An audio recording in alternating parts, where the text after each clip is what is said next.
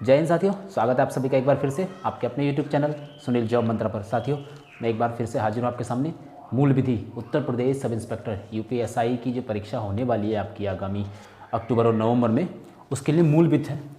उसके लिए मूल विधि के अंतर्गत भारतीय दंड संहिता का मेरा 5वां लेक्चर है। ठीक है, देखिए 4 लेक्चर इसके हो चुके हैं। अध्याय 10 तक हम पढ़ चुके थे, ये अध्याय 11 है। अगर अभी तक आपने वो नहीं देखा तो आप पहले जाके उन वीडियो को देख लीजिए। ठीक है, चलिए आज का वीडियो दोस्तों हो सकता है थोड़ा सा लंबा हो जाए, क्योंकि मैं इसको जल्दी ख़त्म करना चाहता हूँ। आप भी इसकी तैयारी करें, और मेरा भी एक एग्ज़ाम आ रहा है, लोअर पीसीएस 2019 का मेंस एग्ज़ाम मेरा 21 अक्टूबर को है। मैं भी इसकी तैयारी में लगा हूँ, तो मैं इसको जल्द से जल्द ख़त्म करना चाह रहा हूँ। ठीक है, तो हो सकता है आज का वीडियो थोड़ा सा लंबा हो जाए, कोई बात नहीं, आप अपना तैयारी करते हैं। तो चलिए शुरू करते हैं आज का वीडियो। ठीक है, तो देखिए अध्याय 10 तक हम पढ़ चुके थे, अध्याय 11 है। इस अध्याय में देखिए किस विषय में है ये, मिथ्या साक्ष्य और लोक न्यायालय के विरुद्ध अपराध। यानी जो लोग अदालत में झूठी गवाही देते हैं, उससे संबंधित ये पूरा अध्याय है। इसमें 4-5 धाराएं हैं जो हम पढ़ेंगे। पहली धारा देखिए, धारा 191। धारा 191 ये देखिए कहाँ से कहाँ तक है। धारा 191 से लेकर 229 तक ये पूरा अध्याय है, अध्याय 11। ठीक है, इसको आप नोट कर लीजिएगा। मैं अध्याय इसलिए लिखा रहा हूँ क्योंकि हो सकता है अध्याय पूछ ले, किस अध्याय में मिथ्या साक्ष्य से संबंधित प्रावधान भारतीय दंड संहिता में किस अध्याय में है, हो सकता है पूछ ले, इसलिए मैं इसको लिखा रहा हूँ, आप लिख लीजिए। धारा 191 है मिथ्या साक्ष्य देना। अब ये मिथ्या साक्ष्य देना, ये देखिए कानून की भाषा है, आपको सिंपल भाषा में बताऊंगा। मिथ्या साक्ष्य देना ये लिखा हुआ है, धारा में है। इसका मतलब है झूठी गवाही देना, झूठी गवाही देना, बस आप इतना समझ लीजिए। इस धारा में दंड नहीं है, ये सिर्फ परिभाषा है। झूठी गवाही देना, क्या क्या चीज़ें झूठी गवाही के अंतर्गत आ सकती हैं, किस प्रकार से अगर कोई गवाही देगा तो वो झूठी गवाही के अंतर्गत आएगी। जैसे लिखित में दे, मौखिक में दे, उसको पता है कि मैं जो कह रहा हूँ न्यायालय में वो झूठा है। ठीक है, तो ये चीज़ें इस धारा में दी गई है। आपको ज़्यादा डीपली पढ़ने की आवश्यकता नहीं है, बस आप ये रखिए कि मिथ्या साक्ष्य देना कहाँ दिया हुआ है, 191 में। अच्छा, जो मिथ्या साक्ष्य देगा उसका दंड देखिए 193 में है। धारा 193 में इसका मिथ्या साक्ष्य झूठी गवाही देने का दंड है। आप लिख लीजिए पूरा, मैं इसको खाली दंड लिख रहा हूँ, मिथ्या साक्ष्य के लिए दंड। ठीक है, 193 है। और इसकी एक धारा देखिए, धारा है 201। 201 है अपराध के सबूत मिटाना। अपराध के सबूत मिटाना मतलब किसी ने मर्डर किया और लाश छुपा दी, या जिस हथियार से, जिस चाकू से, तलवार से, तमंचे से मर्डर किया वो छुपा दिया। ठीक है, तब ये धारा लगती है। जब कोई मर्डर करता है और उसने अगर हथियार भी छुपा दिया है, तब धारा 302 के साथ ये 201 भी लगती है, अगर वो इस तरह के हथियारों को छुपा देता है या लाश को छुपा देता है। ठीक है, धारा 302, 201 तब लगती है धारा 201। और एक है धारा 211। एक धारा 211 है, यह है झूठी एफआईआर लिखाना। झूठी एफआईआर लिखाना। एफआईआर की फुल फॉर्म आप जानते होंगे। एफआईआर अगर नहीं जानते लिख लीजिएगा, फर्स्ट इंफॉर्मेशन रिपोर्ट। जब सीआरपीसी पढ़ेंगे हम, तब मैं इसको आपको बताऊंगा पूरी तरह से। यानी प्रथम सूचना रिपोर्ट, हिंदी में कहते हैं इसको प्रथम सूचना रिपोर्ट, एफआईआर को आप ये लिख लीजिएगा। ठीक है, जब सीआरपीसी पढ़ेंगे तब सारी जितने भी इसके कानूनी वर्णन सारे बताऊंगा। तो ये झूठी एफआईआर लिखाना, उसमें क्या आएगा आपको कि किसी को क्षति कारित करने के उद्देश्य से झूठी सूचना देना, किसी अपराध की झूठी सूचना देना। 211 हो गई हमारी झूठी एफआईआर लिखाना। ठीक है, एक धारा और है इसमें, वो आप इंपोर्टेंट है, धारा 212 है। अपराधी को कोई अपराध करके आया और आपके घर में उसने आपके घर में शरण ले लिया, अपराधी को शरण देना लिख लीजिए। वैसे इसका जो शब्द है वो है संश्रय। संश्रय देना मतलब आपको पता है कि आपका कोई रिश्तेदार, जैसे रिश्तेदारी में जब होता है कोई, किसी रिश्तेदार को इस तरह की रिपोर्ट लिखी जाती है, एफआईआर हो जाती है, तो आपने देखा होगा दूसरी रिश्तेदारी में जाके छुप जाते हैं। ठीक है, आप ये जानते हैं कि इसने ये कोई अपराध करके आया है, ये कोई अपराध करके आया, वो आपके घर में छुपा हुआ, तो उसके लिए आप भी दोषी होंगे। और वो किस धारा के अंतर्गत होंगे, धारा 212 के। जैसे कोई लड़की किसी लड़के के साथ जब भाग जाती है तो वो अपने किसी रिश्तेदार के यहाँ जाकर छुप जाते हैं, बहन बनोई, बुआ फूफा मामा के यहाँ, तो वो लोग उसको अगर अपने घर में रखते हैं तो वो भी अपराध के भागीदार बन जाते हैं। ठीक है, कौन सी धारा है वो, धारा 212 है। तो देखिए बस आपको इतनी ही धारा इसमें करनी है। ये 5 धाराएं हैं। अगर क्वेश्चन इस अध्याय से आता है, कोई भी प्रश्न इस अध्याय से आता है, सिर्फ इन 5 धाराओं से आएगा। धाराएं भले ही याद मत कीजिए, मैं इनको क्यों लिखा रहा हूँ, धारा इंपॉर्टेंट नहीं है, लेकिन फिर भी आप याद रख सकते हैं इसको। धारा 191 में मिथ्या साक्ष्य देना यानी झूठी गवाही देना, ये चीज़ ऐसे वर्ड हैं, कोई इसमें अलग नहीं है, सबसे आप परिचित हैं। झूठी गवाही देना, इन सभी से आप परिचित हैं।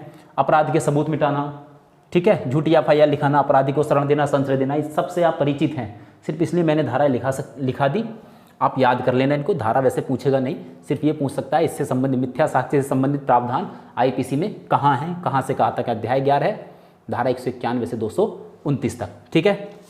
देखिए अगला अध्याय हम देखते हैं यहीं पर। अगला अध्याय हमारा अध्याय 12 है। अध्याय 12 है सिक्कों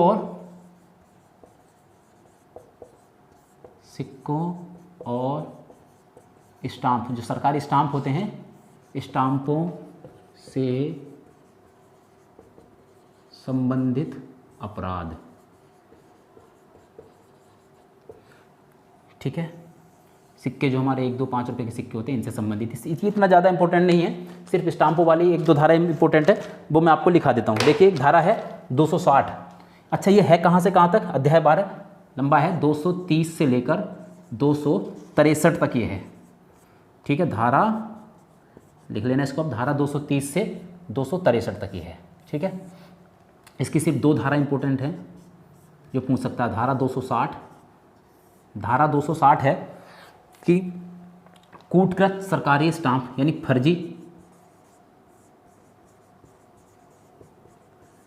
सरकारी स्टाम्प को यूज़ करना, को प्रयोग करना,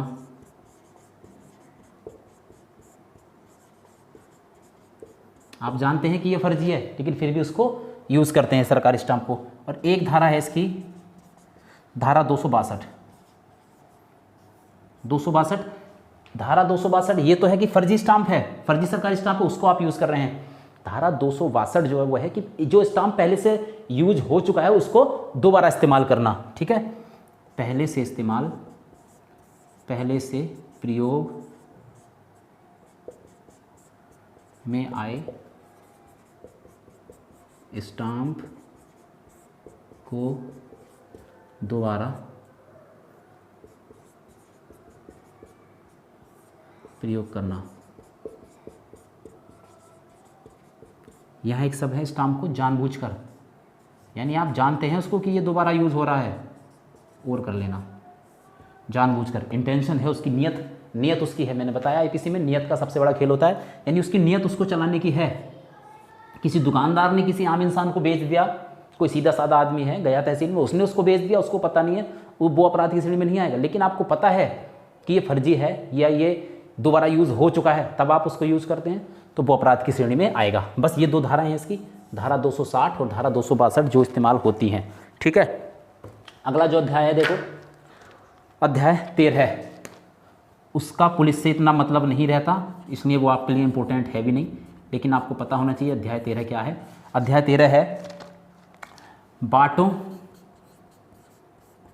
और मापों से संबंधित अपराध। बाट माप क्या? ये जो दुकानदार होते हैं, ठीक है, ये जो दुकानदार होते हैं, दुकानदार जो सही तराजू या सही कांटे का इस्तेमाल कर रहे हैं कि उनके बाट सही हैं या नहीं है, ठीक है, उससे संबंधित होता है, लेकिन वो पुलिस से संबंधित नहीं होता, तो इसको आपको याद करना भी नहीं है। इसमें कोई ऐसी धारा नहीं है जो आपके इस्तेमाल की हो, और बाद में भी जब पुलिस में आप भर्ती हो जाएंगे तब भी पुलिस इनका इस्तेमाल नहीं करती है, ठीक है। चलिए ये हो गए, इसको आप उतार लीजिए, बाकी हम आगे के अध्याय देखते हैं। देखिए 11, 12, 13 हमारे हो गए।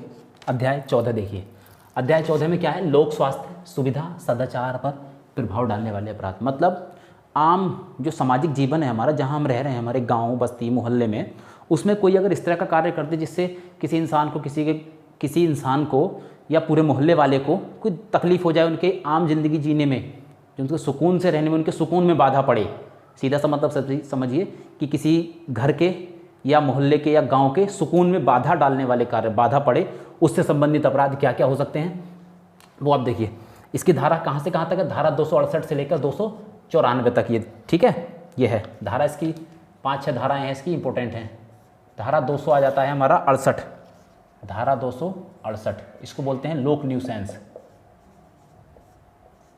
लोक न्यूसेंस, देखिए लोक न्यूसेंस क्या है। लोक न्यूसेंस मैंने वही बताया, कोई भी ऐसा कार्य है जिससे उसके आसपास रहने वाले व्यक्तियों के आराम में, उनके सुकून में बाधा पड़े। जैसे मान लीजिए तेज आवाज़ से लाउड स्पीकर बजा दिया, ठीक है, तेज आवाज़ से लाउड स्पीकर बजा दिया। कोई ऐसा कारखाना है, फैक्ट्री से आवाज़ निकलती है जिससे उसके आसपास रहने वाले घरों में दिक्कत परेशानी आती है। रास्ते में किसी ने अपनी गाड़ी खड़ी कर दी जिससे बाकी लोगों को, निकलने वालों को दिक्कत हो रही है।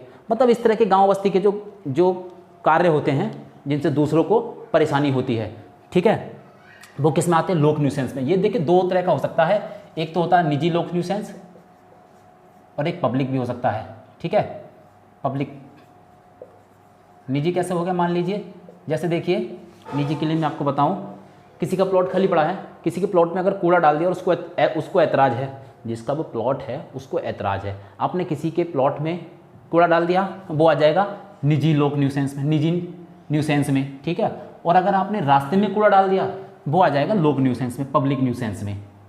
तो ये न्यूसेंस हो गया। न्यूसेंस मतलब अपने आसपास के गांव बस्ती किसी इंसान के सुकून में बाधा डालना। वो हमारा किसी भी कार्य से, ऐसा कोई भी कार्य जिससे दिक्कत परेशानी हो, कोई आपने लाउड स्पीकर ऐसा बजा दिया, कोई भी ऐसा कार्य, आतिशबाजी ऐसी कर रहे हैं आप, डीजे बजा रहे हैं खूब तेज आवाज़ से जिससे आसपास के लोगों को दिक्कत हो रही है सोने में, ठीक है, या और भी कोई भी कार्य आप देख लेना क्या क्या कार्य ऐसे हो सकते हैं, ठीक है। ये लोक न्यूसेंस हो गया। दूसरी धारा है धारा 272। 272 हो गया, देखिए धारा 272 आया, बहुत इंपॉर्टेंट है। खाने पीने की चीज़ों में या वस्तुओं में मिलावट करना। अगर कोई इस तरह की चीज़ों में मिलावट करता है जो खाने पीने की, जिससे लोगों का जीवन खतरे में पड़े, किसी तेल में मिलावट करता है या किसी और भी चीज़ में, दाल में, जो भी हम इस्तेमाल करते हैं आम जनजीवन में, दूध में, मावा में, ठीक है, जिससे लोगों के जीवन पर गलत प्रभाव पड़े, तो वो किस धारा में आता है, धारा 272 में आता है। और धारा 273 इसी के साथ आ जाती है। धारा 273, अगर इन सामानों को कोई बेचे, इसमें सिर्फ मिलावट करना है, मिलावट की है, उसने बेचा नहीं है, ठीक है, लेकिन इन्हीं मिलावटी सामान को अगर कोई बेचता है, कोई दुकानदार, सामान को बेचना। धारा 272-73 में अंतर समझ गए होंगे। धारा 272 में सिर्फ मिलावट कर रहा है, उसमें कहीं पर मान ली कोई अपने घर में कोई ऐसी चीज़ बना रहा है, मावा बना रहा है, कोई हलवाई इस तरह का मावा बना रहा है, या कोई मिठाई ऐसी बना रहा है दुकान पे, लड्डू बर्फी या कुछ भी ऐसी चीज़ बना रहा है, तब पुलिस को पता चल गया कि हाँ वो मिलावट कर रहा है, तब वहाँ जाकर पकड़ लिया, क्योंकि वो बेच नहीं रहा, वो सिर्फ बना रहा है, ठीक है, तब भी उसको धारा 272 में लग जाएगी वो। और अगर वो बेच रहा है इसी तरह के सामान को जिसमें उसने मिलावट की है, मिलावटी सामान को अगर कोई दुकान पर रखकर बेच रहा है, तब धारा 273 हो जाएगी। देखिए धारा 274 है दवाइयों में मिलावट। दवाइयों में मिलावट, जो हम दवाइयाँ इस्तेमाल करते हैं डॉक्टर, उसमें मिलावट करेगा कोई, दवाइयों में मिलावट करना, ठीक है, वो धारा 274 हो गई। ऐसे ही धारा 275 आ जाएगी, इन मिलावटी दवाइयों को बेचना। ये जो मिलावटी दवाइयाँ हैं, मिलावटी दवाइयों को बेचना। देखिए सब में इनमें दंड हैं, ठीक है, दंड के लिए अलग से धारा नहीं है, इसी में दंड दिए गए हैं इन सभी धाराओं में, ये नोट कर लेना आप, ठीक है। मिलावटी दवाइयों को अगर कोई बेचता है तो वो धारा 275 में हो जाएंगे। 72, 73, 74, 75 आप याद रख सकते हैं। 72 में खाने पीने के सामान में मिलावट करना, 73 में उसको मिलावटी सामान को बेचना, मिलावटी जो खाने पीने का सामान है उसको बेचना, 74 में दवाइयों में मिलावट करना, और 75 में उन मिलावटी दवाइयों को बेचना। कोई भी मेडिकल स्टोर वाला है, कोई भी इस तरीके से अगर दवाइयों को बेच रहा है तो वो धारा 275 के अंतर्गत आएगी, ठीक है। धारा 277 देखिए, इंपॉर्टेंट नहीं है लेकिन फिर भी मैं लिखा दे रहा हूँ। कोई सार्वजनिक प्रयोग में जो जल होता है, जल को गंदा करना। अगर कोई तालाब को या किसी भी ऐसे सामान को, टंकी को, जिसको आम पब्लिक जिस पर करने का, जिसको यूज़ करने का सबको अधिकार है, पूरी जनता को अधिकार है, ठीक है, उसको गंदा करता है। तो धारा कौन से में है? धारा 277। एक है धारा 278 जो वातावरण को गंदा करे। वातावरण को गंदा मतलब कोई ऐसी फैक्ट्री चल रही है जिसका धुआं हवा को, ठीक है, जिसका धुआं हवा को गंदा कर रहा है, हवा को दूषित कर रहा है, ठीक है। वातावरण को गंदा करना, या एक शब्द लिख लो, दूषित करना, वातावरण को दूषित करना, ठीक है। ईंट के भट्टे जो होते हैं इस तरह का धुआं निकालते हैं, कोई फैक्ट्री ऐसा जो धुआं निकाल रही है, कुछ भी ऐसी चीज़ें जो हवा को, जो हम सांस लेते हैं इंसान को आम जनजीवन में, उसको गंदा करे, वो कौन सी धारा में आएगा? धारा 278, ठीक है। एक धारा 292, धारा 292 बहुत इंपॉर्टेंट है, अश्लील पुस्तकें बेचना, ठीक है, अश्लील पुस्तकें बेचना। आपने देखा होगा कुछ दुकानदार जो अश्लील पुस्तकें होती है उनको बेचते हैं, वो कहाँ दंड है? धारा 292 में दंड है उसके लिए, ठीक है। एक धारा 294 है, धारा 294। धारा 294 क्या है? किसी पब्लिक प्लेस पर, सार्वजनिक स्थान, पब्लिक प्लेस पर अश्लील गाने या कोई अश्लील कार्य, ठीक है, या कोई अश्लील कार्य,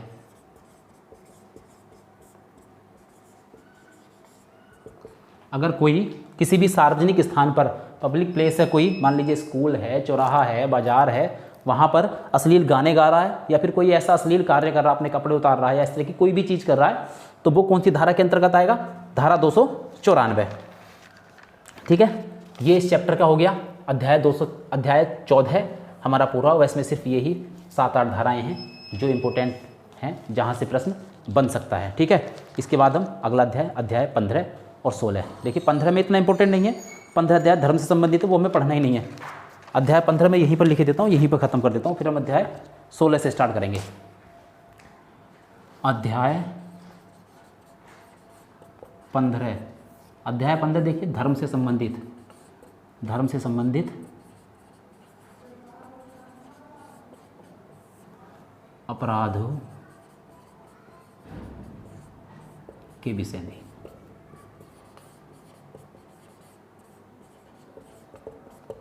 ठीक है।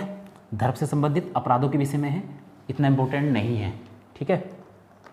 यानी इसमें ऐसे ही है कि कोई ऐसा कार्य करेगा जिससे आपस में तनाव, समाज में तनाव इकट्ठा हो, तनाव फैले, तो वो इसके अंतर्गत आता है। ये कहाँ से कहाँ तक है, आप इसको लिख लीजिए ज़रूर कि ये कहाँ से कहाँ तक है। ये है धारा 299 से, नहीं 295 से,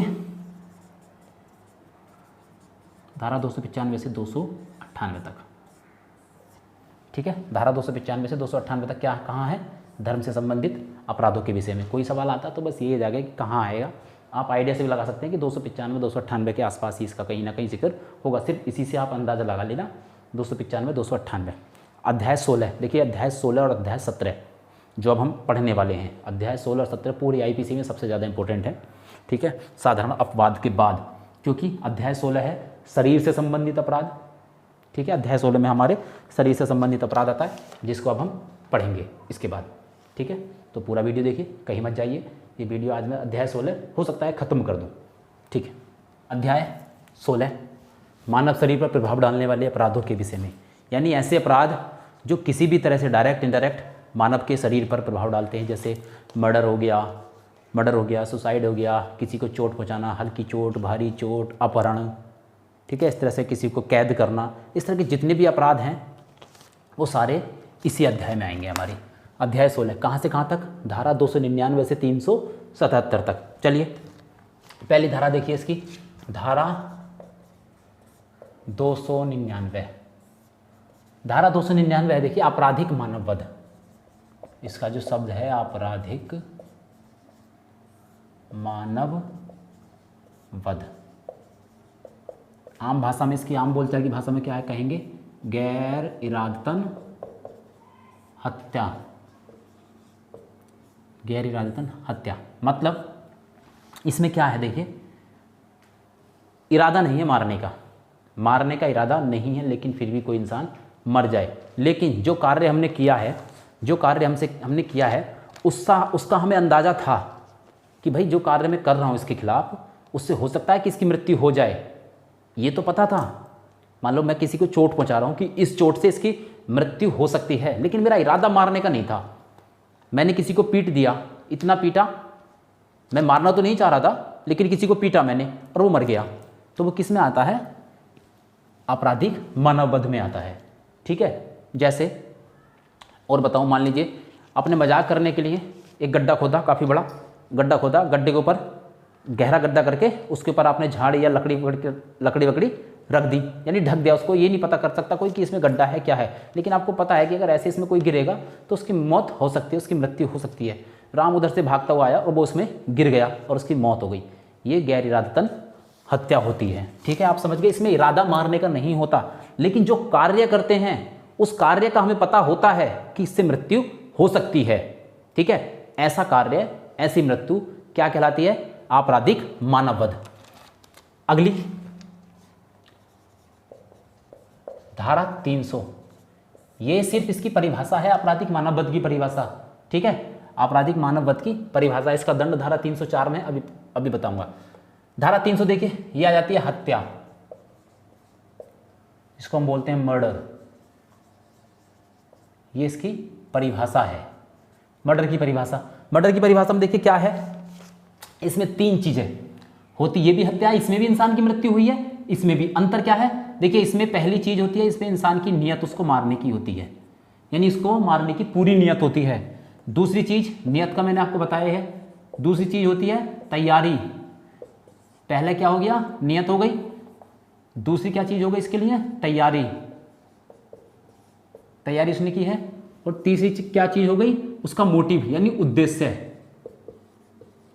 तीसरी चीज हो गई उद्देश्य, मोटिव, यानी मार तो दिया, मारने का उद्देश्य क्या था, क्यों मारा किसी को। पुलिस सबसे पहले यही चीज देखती है।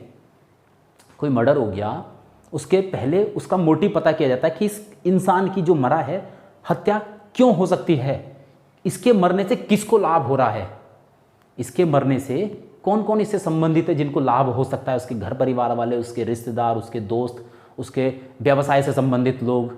ठीक है, ये चीज़ पहले देखी जाती है। तो मोटिव सबसे ज़रूरी होता है, उसकी प्लानिंग भी की है। तीसरा नियत, पहले नियति बनती है, किसी को मारने के लिए नियत बनती है कि मैं इसको मारूंगा, क्यों मारूंगा, वो मोटिव में आ जाता है।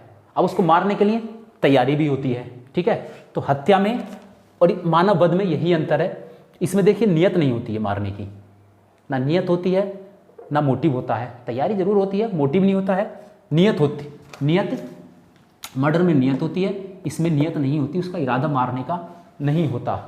302 हत्या की जो दंड है वो 302 में है, इसका 304 में। इसमें पुलिस बहुत कंफ्यूज रहती है, लोग कंफ्यूज रहते हैं, सिर्फ इसमें यही अंतर है, नियत का अंतर होता है। कार्य दोनों ही ऐसे होते हैं कि जिससे संभाव्य है कि मृत्यु होगी। इसमें भी इंसान को पता है कि मृत्यु होगी, इसमें भी पता है कि मृत्यु तो होनी, वो तो कर ही रहा मृत्यु। ठीक है, तो ये चीज़ हमारी किस चीज़ में आ जाती है? हत्या में। अगर उसकी मारने की नियत है वो हत्या में आ जाएगी, और मारने की नियत नहीं है फिर भी मर गया तो वो गैर इरादतन हत्या में आ जाएगा। ठीक है, धारा 301, धारा 301, मारना किसी दूसरे को चाह रहे हैं, मारना किसी दूसरे को चाह रहे हैं लेकिन मर कोई दूसरा गया। मारना तो हम चाह रहे थे जरूर, ठीक है, तो वो 302 ही लगेगी उसके लिए। इसमें लिख दो, मैं लिख देता हूं, मारना किसी दूसरे को चाह रहे थे,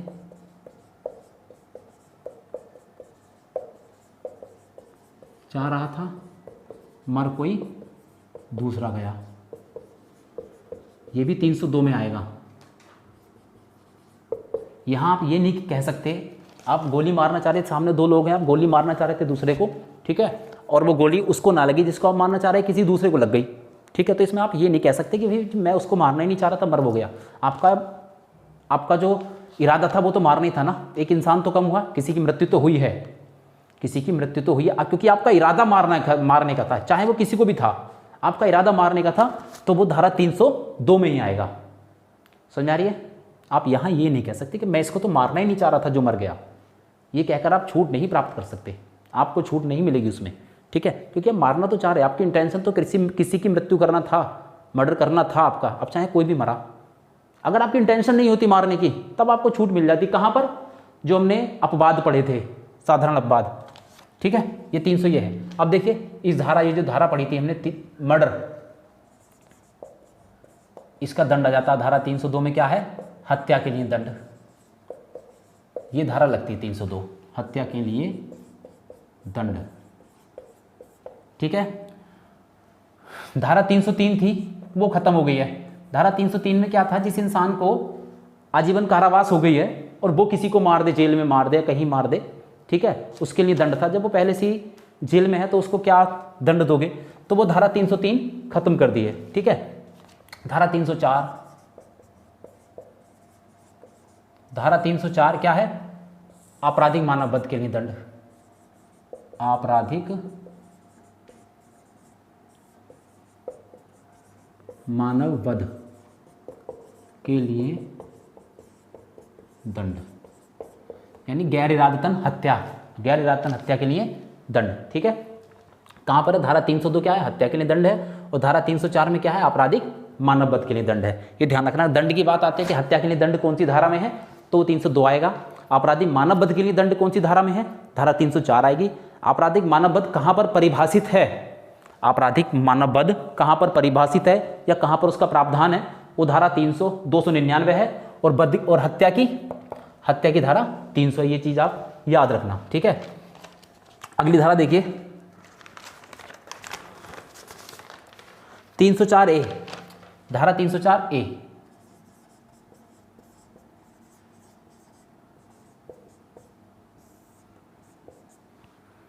अच्छा, एक धारा मेरी रह गई, एक धारा पहले उसमें हमारी 279 रह गई है, आप उसको लिख लीजिए, पहले उसको लिख लीजिए आप।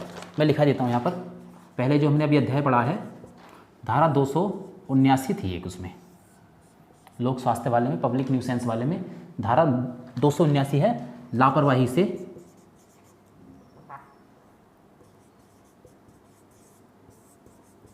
छूट गई, मुझे याद आ गई क्योंकि 304 है, उसी का दंड है, लापरवाही से वाहन चलाना। ठीक है, लापरवाही से वाहन चलाना, पब्लिक लोक मार्ग पर लापरवाही से वाहन चलाना। ये कहाँ पर है? 279। ऐसा वाहन चलाना जिससे किसी की मृत्यु कारित हो जाए, मृत्यु कारित जाए, किसी को चोट पहुँचे, मृत्यु नहीं, किसी को चोट पहुँचे, जिससे लोगों का जो सुकून है, एक तरह से लोगों का आम जनजीवन, आप सब बाजार में जा रहे हैं, खूब तेज़ बाइक चलाते हुए जा रहे हैं, उससे कोई दुर्घटना हो जाए तो वो कौन सी धारा में आएगी? धारा 279। बस लापरवाही से रोड पर, लोक मार्ग पर, ये आप लिख लेना वहाँ पर, लोक मार्ग पर लापरवाही से वाहन चलाना। ठीक है, ये मुझे याद क्यों आ गई? क्योंकि इसी का इस तरह का, अगर इस तरह के लापरवाही से वाहन चलाने में किसी की मृत्यु हो जाती है तो वह धारा 304A में दंड है। मुझे ध्यान आ गया कि मैंने लिखा ही नहीं है। ठीक है, इसका दंड कहाँ पर है?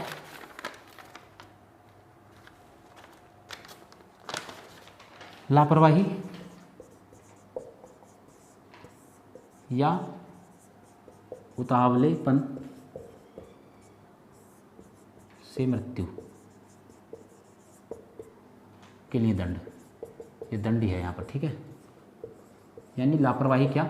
एक तो उतावलेपन वाला मैंने आपको बता दिया कि हम रोड पर ऐसे वाहन चला रहे हैं, कोई भी वाहन हो, बाइक ही नहीं, कोई भी वाहन हो, लापरवाही से हम चला रहे हैं, जिम्मेदारी से नहीं चला रहे, लापरवाही से चला रहे हैं, जिससे किसी की मृत्यु कारित हो जाए, तो वो हमारा कहाँ पर लगता है? 304A।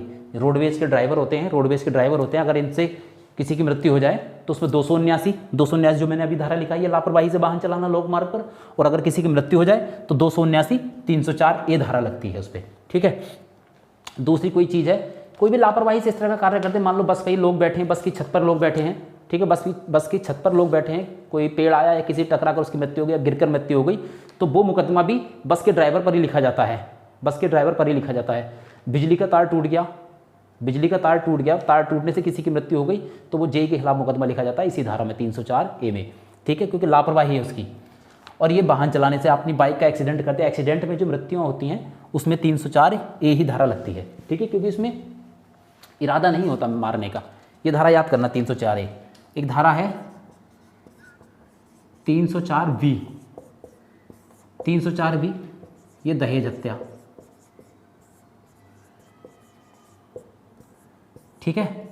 दहेज हत्या यानी कोई दहेज के लिए अगर हत्या कर देता है, दहेज के लिए हत्या हो जाती है तो उसका दंड कहाँ पर है, दहेज हत्या के लिए दंड कहाँ पर है, 304B। अब दहेज हत्या कब हो सकती है, दहेज के लिए कब हो सकती है, शादी के 7 साल तक, शादी के 7 साल के अंदर अंदर इस तरह की हो सकती है, इस तरह की हत्या हो सकती है। इस हत्या से पहले चाहे सुसाइड भी अगर किया हो, उस महिला ने सुसाइड भी अगर किया हो, लेकिन उस सुसाइड से पहले उसको प्रताड़ना दी गई हो दहेज के लिए, अगर फिर वो सुसाइड कर लेती है तब ये चीज़ होती है, ठीक है। यानी अगर कोई ऐसी मृत्यु होती है कि उस मृत्यु से पहले, उस मृत्यु से पूर्व, ज़्यादा दिन पूर्व नहीं कि 6 महीने पहले दहेज मांग रहे थे और आज वो मर गई, तब नहीं, तुरंत 1 दिन पहले, 2 दिन पहले, 8 दिन पहले, ठीक है, दहेज के लिए उसको प्रताड़ित किया गया हो। अब चाहे वो खुद मरी हो या उन्होंने जलाकर मारी हो या कैसे फांसी लगाकर मारी हो, किस तरह से भी, तब धारा 304B लगती है। और कब तक लगती है, शादी के 7 साल तक, इसको आप लिख लेना, शादी के 7 साल के अंदर शादी से, ठीक है। 304B हो गई। धारा 305, इनको आप सबको लिखते रहिए, बस ज़्यादा इसमें कुछ नहीं, बस आप रखते रहिए कि हाँ इस चीज़ का IPC में जिक्र है। अगर आप ये धारा पढ़ लेंगे, आपके एग्जाम में जब प्रश्न आएगा, याद करने की जरूरत नहीं है, आपको वहाँ एग्जाम हॉल में खुद ही याद आ जाएगा कि ये चीज़ मैंने पढ़ी थी, कि ये चीज़ IPC में है और कहाँ पर है, आपको क्लिक कर जाएगा कि 1-2 चीज़ आप याद कर लें कि धारा 302 के आसपास मृत्यु से संबंधित है, ठीक है। आगे हम पढ़ेंगे 379 वगैरह कि वहाँ चोरी वोरी से संबंधित है, तो ये चीज़ आप लिखते रहिए बस। अच्छा, किसी धारा 305 क्या कहती है, किसी शिशु या उन्मुक्त व्यक्ति, उन्मुक्त व्यक्ति क्या मैंने बताया था उस दिन, किसी पागल व्यक्ति को, उन्मुक्त व्यक्ति को आत्महत्या के लिए उकसाना, आत्महत्या के लिए उकसाना, यानी कि कोई बच्चा है, या तो कोई बच्चा है या फिर उन्मुक्त व्यक्ति है कोई, जिसको आपने कोई ऐसी बातें की या ऐसा कोई कृत्य किया, ऐसा कोई कार्य किया जिससे उसने आत्महत्या कर ली, तो वो किस में आएगा, 305 में, धारा 305 के अंतर्गत दंडनीय होगा। कोई भी ऐसा कार्य किया, आपने ऐसा मजाक उससे किया कि वो सुसाइड करने के लिए मजबूर हो गया, आपके किसी मजाक से, आपके किसी कार्य से अगर उसने सुसाइड कर लिया तो किसने, या तो शिशु हो या फिर उन्मुक्त व्यक्ति हो, ठीक है। एक धारा है 306 अगली, 306, आपने किसी को आत्महत्या के लिए उकसा दिया, आत्महत्या के लिए दुष्प्रेरण, दुष्प्रेरण मतलब मैंने बताया था, दुष्प्रेरण उकसाना, ठीक है। धारा 107 हमने पढ़ी थी उकसाने के लिए दुष्प्रेरण। तो ये 306 आत्महत्या के लिए दुष्प्रेरण, आपने किसी को ऐसी बातें की, ऐसे मजाक किया या ऐसा ब्लैकमेल किया या कुछ किया जिससे उसने सुसाइड कर लिया। रैगिंग के अंतर्गत जो सुसाइड होती है, रैगिंग के अंतर्गत आपने ऐसी रैगिंग की कि किसी ने सुसाइड कर लिया, तो वो धारा 306 के अंतर्गत ही आएगा। इस तरह का कोई भी कार्य है जिससे परेशान होकर कोई दूसरा व्यक्ति आत्महत्या कर ले, वो दुष्प्रेरण में आएगा। किस धारा के अंतर्गत, धारा 306। ज़्यादा कुछ इसमें पढ़ना नहीं है आपको। एक 307, धारा 307 आप जानते होंगे, हत्या का प्रयास,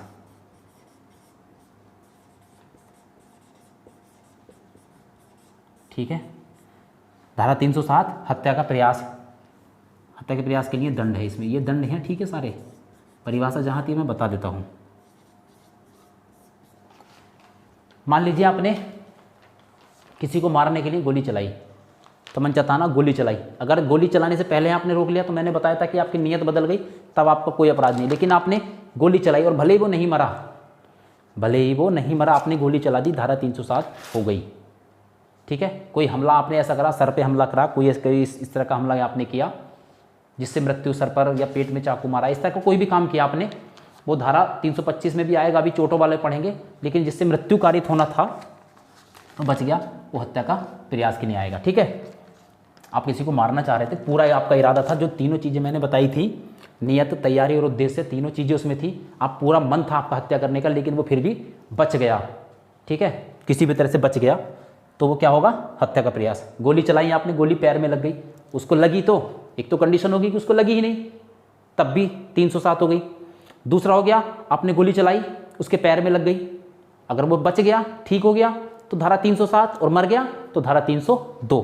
बस ये चीज़ होती है, ठीक है। धारा 307, 308,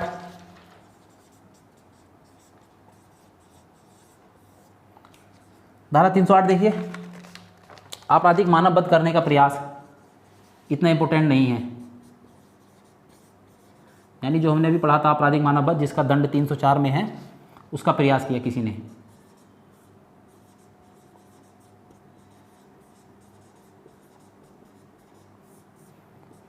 ठीक है, इतनी इंपॉर्टेंट नहीं है, लेकिन मैं फिर भी क्योंकि क्रम से चल रहा तो मैंने बता दिया। धारा 308 में आपराधिक मानववध का प्रयास, ये जो हमने पढ़ा था आपराधिक मानववध 291, गैर इरादतन हत्या का अगर कोई प्रयास करता है तब ये धारा लगती है 308। 309,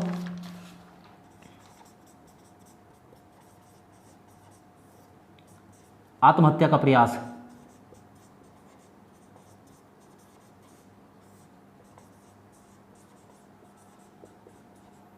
आत्महत्या का प्रयास, आपने आत्महत्या का प्रयास किया, जहर खा लिया आपने सुसाइड करने के लिए, बच गए, तब आपके खिलाफ मुकदमा लिखा जाएगा 309 में। खुद को आग लगा लिया आपने सुसाइड करने के लिए, आप बच गए, तब 309। बिल्डिंग से कूदे आप सुसाइड करने के लिए, बच गए, तब 309। ठीक है, ये आत्महत्या करने का प्रयास है। देखिए धारा 309 एक ऐसी अकेला अपराध है ये, जो अगर अपराध पूरा ना हो तब तो मुकदमा लिखा जाता है, तब तो वो कार्य अपराध है, और अगर पूरा हो जाए मतलब आत्महत्या में आप सफल हो जाएं, मर जाएं, तो फिर क्या मुकदमा, किसके खिलाफ मुकदमा। तो ये एक अकेला अपराध है, ऐसा आ जाता है कि ऐसा कौन सा अपराध है, कौन सी धारा है जो अगर पूरी हो जाए, जो कार्य अगर पूरा हो जाए, अपराध पूरा हो जाए तब अपराध नहीं बनता, लेकिन अगर अधूरा रह जाए, पूरा ना हो, तब वो अपराध की श्रेणी में आता है। तो कौन सी धारा, धारा 309 आत्महत्या का प्रयास। ठीक है, मैं इसको मिटाता हूँ, अगले उस पर देखते हैं। देखिए अगली धारा, धारा 310 ठग। ठीक है, ठग की परिभाषा दे रखी है। ठग की परिभाषा, ठग क्या आएगा, अब आप कहेंगे ठग क्या आएगा कि कोई आया पैसे इकट्ठे करे किसी चीज़ के लिए, उसको ले गया तो वो ठग हो गया, वो ठगी के अंतर्गत नहीं आएगा। ठीक है, ठगी के अंतर्गत दो चीज़ें आती हैं, एक हत्या सहित लूट, हत्या सहित लूट, ठीक है, दूसरा बच्चों की चोरी, ये ठगी में आते हैं। ठीक है, देखिए लूट और डकैती में क्या अंतर है। अगर 5 से कम आदमी हैं, 1 2 3 4 तक, अगर 4 तक आदमी हैं और कहीं रास्ते में आपको या घर में भी अगर कर रहे हैं, आपसे कोई लूट कर ले गए तो वो लूट में आएगा, लेकिन जहाँ 5 आदमी हुए वहाँ वो डकैती बन जाती है। बस ये अंतर होता है, व्यक्तियों का अंतर होता है लूट में और डकैती में। अगर 4 तक व्यक्ति हैं, 1 2 3 4, तो वो लूट के अंतर्गत आता है, और अगर 4 से ज़्यादा 5 व्यक्ति हो गए या 5 से ज़्यादा हो गए तो वो किस में आ जाता है, डकैती में आ जाता है। तो 3-4 लोगों तक, 4 तक लोगों द्वारा लूट की गई और उसमें हत्या कर दी तो वो ठगी में आएगी, और जो बच्चों की चोरी होती है, बच्चों की चोरी करते हैं, वो हमारी ठगी में आती है। ठीक है, धारा 311 इसका दंड है, धारा 311 है ठगी का दंड, इसके दंड का प्रावधान है इसमें। बस ठगी का आ सकता है, ठगी का दंड कहाँ पर है, 311 में, और ठगी कहाँ पर परिभाषित है, 310 में। ये इतना याद रखना बस। ठीक है, देखिए अगला है इसी में, लेकिन टॉपिक है गर्भपात कराने से संबंधित। गर्भपात या अबॉर्शन कराते हैं उससे संबंधित क्या अपराध हो सकते हैं, गर्भपात कराने से संबंधित। अध्याय यही है, अध्याय 16 ही है। ठीक है, उसी में अलग एक टॉपिक है, संबंधित अपराध क्या क्या हो सकते हैं। देखिए गर्भपात से संबंधित, ये कहाँ से कहाँ तक, इतना याद कर लीजिए, 312 से, धारा 312 से 318 तक। क्योंकि मैंने देखा पिछले पेपर में जो SI 2017 वाला पेपर है, उसमें इस तरह से पूछ रखा है कि इससे संबंधित अपराध कहाँ से, कौन सी धारा के अंदर प्रावधान है। तो गर्भपात से संबंधित अगर आ जाए तो 312 से 318 तक। इसमें 2-3 धाराएं हैं। धारा 312 है एक तो, गर्भपात कराना, ये अपराध है। गर्भपात कराना सिर्फ उन दशाओं को छोड़कर जहां डॉक्टर को ये लग रहा है कि गर्भपात अगर ना कराया गया तो उस स्त्री की मृत्यु हो सकती है। ठीक है, जहां डॉक्टर रिकमेंडेड करे, ऐसी परिस्थितियां बन जाएं कि अबॉर्शन कराना उस महिला के लिए, उस महिला की ज़िंदगी के लिए आवश्यक है, तब तो दंड नहीं होगा। लेकिन अगर साधारण देर में कराएं हम, कोई ऐसा कारण भी नहीं है, कोई ऐसा लीगल रीज़न नहीं है, तब वो गर्भपात कराना किस धारा के अंतर्गत दंडनीय है, 312। इसका देखिए अलग भी एक एक्ट बना हुआ है, गर्भपात कराने से लेकर अलग भी एक एक्ट बनाया हुआ है, उसकी भी धारा लगती है और ये भी धारा लगती है, 312 ठीक है। और ऐसी कोई धारा नहीं, बस आप एक ये याद रखिए, 313 में स्त्री की सहमति के बिना गर्भपात कराना है, 314 में गर्भपात कराते समय मृत्यु हो जाए वो है। आप इतनी कोई इंपॉर्टेंट नहीं है, बस ये चीज़ आप याद रखिए, गर्भपात से संबंधित अपराध कहाँ पर हैं, 312 से 318 तक धारा, ठीक है। अगला देखिए, अगला जो टॉपिक है इसमें आप उसको देखिए, ये इंपॉर्टेंट है, चोट। चोट को कहते हैं उपहति, चोट से संबंधित अपराध, ठीक है। चोट से संबंधित अपराध, ये कहां से कहां तक है, धारा 319 से 338 तक, ये आप ध्यान से देखना, इंपॉर्टेंट है ये। चलिए इसको देखते हैं हम, देखिए धारा 319, धारा 319 आ जाती है उपहति, मतलब चोट, साधारण चोट। इसमें क्या क्या चीज़ आ जाती है, देखिए कोई शारीरिक पीड़ा, यानी किसी ने आपके बाल खींच दिए, चांटा मार दिया, वो हमारी किस में आएगी, साधारण चोट में आ जाएगी। दूसरा, कोई शारीरिक रोग आपको ऐसा हो गया, किसी कृत्य से शारीरिक रोग कोई ऐसा हो गया जिससे आप 20 दिन पहले से ही अस्पताल से वापस आ गए, ठीक है, ठीक होकर अस्पताल से वापस आ गए, वो साधारण चोट में आएगा। तीसरा, शारीरिक स्थिरता, शिथिलता जो होती है हमारी,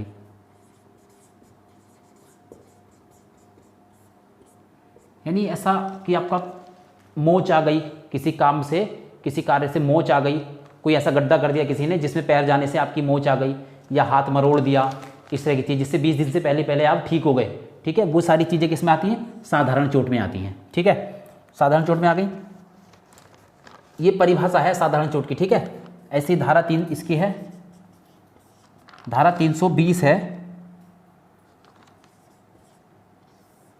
धारा 320 है घोर उपहति, इसको आप ध्यान से देखिए, ये इंपॉर्टेंट है। घोर उपहति मतलब गंभीर चोट,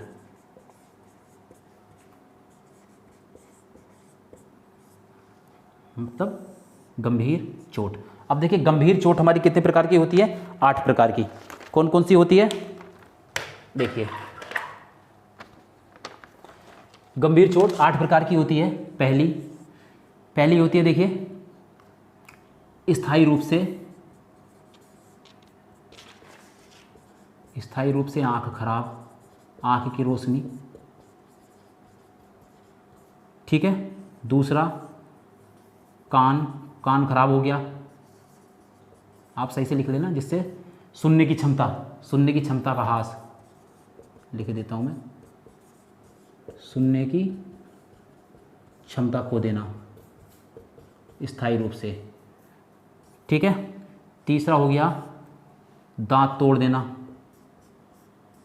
दांत तोड़ना भी गंभीर चोट में आता है, दांत तोड़ देना, यह आ गया। चौथे प्रकार की चोट होती है हमारी, अंग भंग कर दिया कोई, स्थायी रूप से, मान लो हाथ तोड़ दिया, पैर तोड़ दिया, वो भी हमारा इस चोट में आएगा। पांचवा देखिए, किसी जोड़ का या अंग का स्थायी रूप से भंग कर देना, घुटना तोड़ दिया जिससे वो चल नहीं पा रहा, ठीक है, इस तरह की कोई चोट।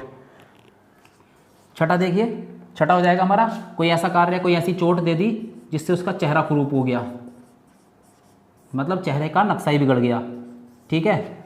सातवां इसमें हो जाएगा हमारा नपुंसक बना देना। नपुंसक आप समझते हैं, नपुंसक बना देना, कोई ऐसी चोट जिससे कोई व्यक्ति नपुंसक बन जाए। और आठवीं हो जाती है 20 दिन से ज़्यादा, कोई ऐसी चोट 20 दिन से ज़्यादा अस्पताल में भर्ती,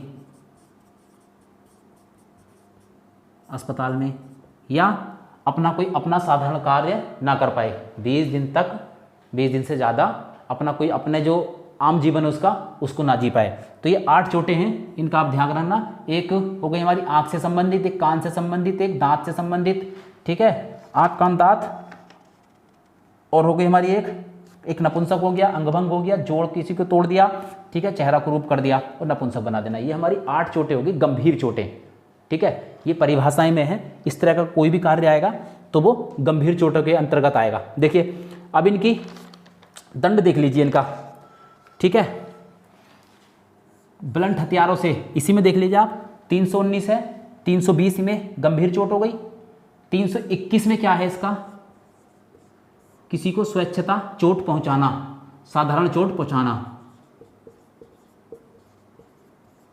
चोट पहुंचाना किसी को, ठीक है। 21 में कौन सी, साधारण चोट, किससे, ब्लंट हथियार से। एक शब्द है, आप लिख लीजिए ब्लंट हथियार। ब्लंट हथियार मतलब, ये शब्द आप लिख लीजिए, ब्लंट मतलब होता है जिसकी धार कुंद हो, जिसमें धार ना हो, बिना धारदार वाला हथियार, लाठी हो गई, लाठी, डंडा, इस तरह की जितनी भी कोई चीज़ है जिसमें धार ना हो। धार जैसे कुल्हाड़ी में धार होती है, वो ब्लंट हथियार के अंतर्गत नहीं आएगी। हाँ, कुल्हाड़ी का जो डंडा होता है पकड़ने वाला, वो ब्लंट हथियार में आएगा। तो ये चोट कौन से हथियार से है, ब्लंट हथियार से चोट पहुंचाना, 321 में हो गई। और इसका जो दंड है वो 323 में है, 323 में इसका दंड हो गया। ऐसे देखिए घोरुपति वाले में इसका 322 में चोट पहुंचाना है, 322 में गंभीर चोट, ये घोरुपति जो है गंभीर चोट हो गई, किसमें, 322 में। और इसका दंड है हमारा 325 में, 325 में दंड। ये घोरुपति भी किससे है, ये भी ब्लंट हथियार से है, ठीक है, इतना याद रखना, ब्लंट हथियार से। जब कोई चाकू से, तलवार से या किसी ऐसे उससे मारता है तो धारा अलग लगती है, 326 लगती है, वो मैं अभी इसके बाद बताऊंगा, ठीक है। ये आपको चोट समझ में आ गई होगी। 319 साधारण चोट, कौन कौन सी चीज़ें साधारण चोट के अंतर्गत आएंगी, वो 319 में है, परिभाषित है। 321 धारा में क्या है, धारा 321 में साधारण चोट पहुंचाना, आप लिख लेना, 321 में साधारण चोट पहुंचाना, 323 में उसका दंड है। कोई चांटा मार दे किसी को, लड़ाई झगड़ा हो जाए, कोई चोट खुले नहीं, लड़ाई झगड़ा हो जाए तो धारा कौन सी लगती है, 323, ठीक है। और 320 में देखिए, 320 में क्या है, घोरोपति यानी गंभीर चोट। इसकी परिभाषाएं कौन कौन सी चोटें गंभीर चोट में आएंगी, कौन कौन सी चोट आएंगी, ये हमारा 8 यहाँ दे रखा है, ठीक है। 322 में गंभीर चोट कारित करना, एक शब्द आता है स्वेच्छा गंभीर चोट कारित करना, यानी अपनी इच्छा से, इरादा, नियत से गंभीर चोट कारित करना, ठीक है। कौन से में, 322 में। इसका दंड कहां पर है, 325 में, 325 में इसका दंड है, ठीक है। कौन से हथियार से होती है, ब्लंट हथियार से, ठीक है, ब्लंट हथियार से ये चोटें होती है, चोट से हो गई, संबंधित हो गई। 326 में आप इसको मिटाता हूं, उसके बाद बताता हूं। देखिए ब्लंट हथियार से हमने वो पढ़ ली धारा 323 से 325 तक। अब एक आता है खतरनाक हथियार।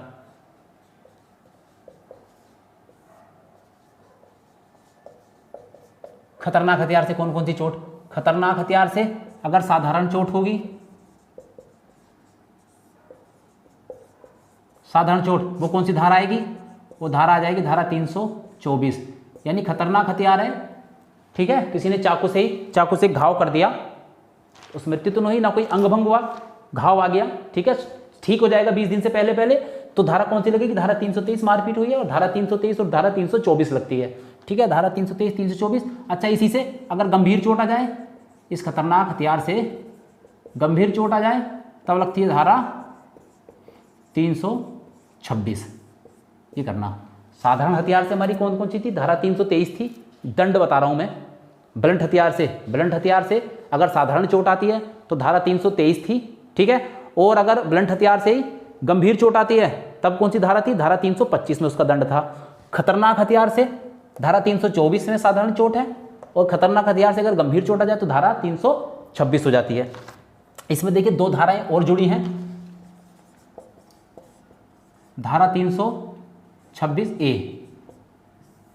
ये तेजाब से, किसी के तेजाब से हमला करना, ठीक है, तेजाब द्वारा गंभीर चोट।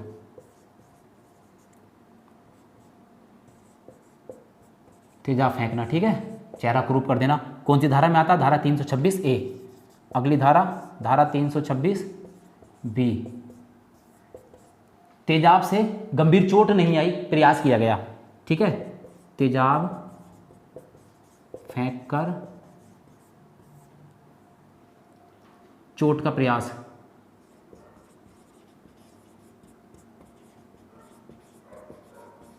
तेजाब तो फेंका लेकिन कोई चोट नहीं आई, तब कौन सी धारा हो गई? धारा 326 ए। ठीक है, इस ब्लंट खतरनाक हथियार में क्या क्या आ जाएंगे हमारे? चाकू आ गया, कुल्हाड़ी आ गई, तलवार, इस तरह की चीजें, धारदार चीजें होती हैं। ठीक है, धारदार हथियार हमारे।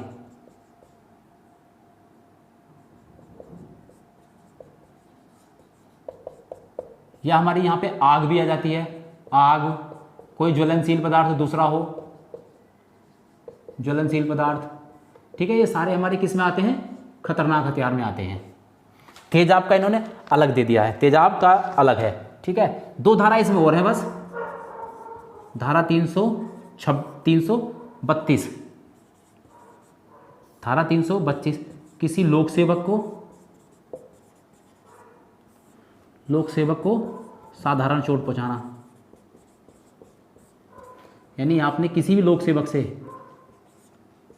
चाहे वो पुलिस वाला हो, चाहे वो बिजली कर्मी हो, चाहे वो बस का ड्राइवर हो, कोई भी हो, उसको अगर आपने लोक सेवक को चोट पहुंचाई तो धारा 332 है। और धारा 333 है लोक सेवक को गंभीर चोट। अगर गंभीर चोट पहुंचाई आपने तो धारा 333। ठीक है, ये साथियों आज का लेक्चर यहीं तक। अगले लेक्चर में आईपीसी समाप्त हो जाएगी हमारी। ठीक है, अगले लेक्चर में आईपीसी में समाप्त कर दूंगा। वीडियो कैसा लगा आपको बताइए जरूर। और हाँ, आप लोग वीडियो को शेयर नहीं कर रहे हैं, देखिए, अगर आप शेयर करेंगे, लाइक करेंगे, कमेंट करेंगे तो मुझे भी थोड़ा सा मोटिवेशन मिलेगा आगे और अच्छा करने के लिए। ठीक है, तो आप मुझे बताइएगा जरूर कि वीडियो कैसा लगा और वीडियो को शेयर जरूर कर देना। ठीक है, और जिन्होंने अभी तक चैनल को सब्सक्राइब नहीं किया, पहली बार चैनल पे आए, चैनल को सब्सक्राइब भी कर लीजिए। ठीक है, चलिए मिलते हैं अगली वीडियो में, तब तक के लिए जय हिंद।